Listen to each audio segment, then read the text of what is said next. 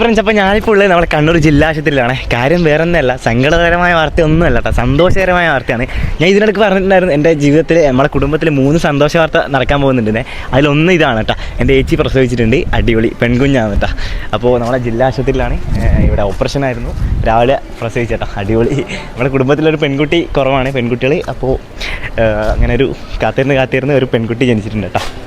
ഇപ്പോൾ നമ്മളെ കുട്ടി വന്ന സന്തോഷത്തിൽ ഞാനും നമ്മളെ ചിക്കുവാനും കൂടിയിട്ട് ലഡു എടുത്ത് ഇറങ്ങിയിട്ടുണ്ടല്ലേ. ചിക്കോ നേരെ ആർക്കെല്ലാം കൊടുക്കണം കേട്ടോ, വീട്ടിലെ ആൾക്കാർ നേരെ ലഡു കൊടുക്കാൻ പോന്നാ. ചേച്ചി, നമുക്കൊരു കുഞ്ഞ് അനിയത്തി പറഞ്ഞിട്ടുണ്ട്, അപ്പോൾ അതിൻ്റെ സന്തോഷത്തിലേക്ക് നിങ്ങൾക്കും കൂടെ ഒരു ലഡു തരാമെന്ന് വെച്ചിട്ടാണ്. എടുത്തോ ലഡു എടുത്തോ സന്തോഷമായിട്ട് എടുത്തോ. ചിക്കോ, ഇപ്പോൾ നമ്മളെ അമ്മ, വില്ലച്ചൻ, അമ്മ എല്ലാവരും കൂടി ഉണ്ട്, ജീഷ്മേച്ചി എല്ലാവരും കൂടി ഉണ്ട് കേട്ടാ. എന്നാ ശരിച്ച് മുഖമത്ത് നോക്കി. വില്ലച്ച എന്തുണ്ട്, സന്തോഷമായി അത് മൈക്കാന്ന് സെറ്റല്ലേ? കുട്ടീനെ കണ്ട? എന്നെ കാണിച്ചിട്ടില്ല. ലഡു എടുക്ക് ലഡു കഴിച്ചോ. ഞാൻ കഴിച്ചു. അപ്പോൾ നമ്മളെല്ലാവർക്കും വേണ്ടി ലഡു കൊടുക്കലാണേ. പെൺകുട്ടി ഇന്ന് രാവിലെ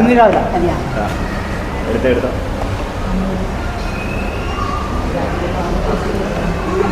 ഏകദേശം കഴിഞ്ഞ് എല്ലാവർക്കും എത്തിയില്ല കേട്ടോ. അടിപൊളി.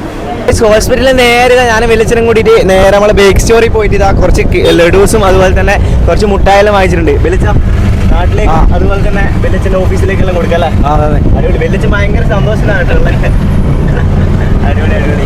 അങ്ങനെ നേരെ അതും എടുത്ത് നേരെ നമ്മൾ ഹോസ്പിറ്റലിലേക്ക് പോയിക്കൊണ്ടിരിക്കുകയാണേ. ഓട്ടോനാ പോകുന്നത് കേട്ടോ.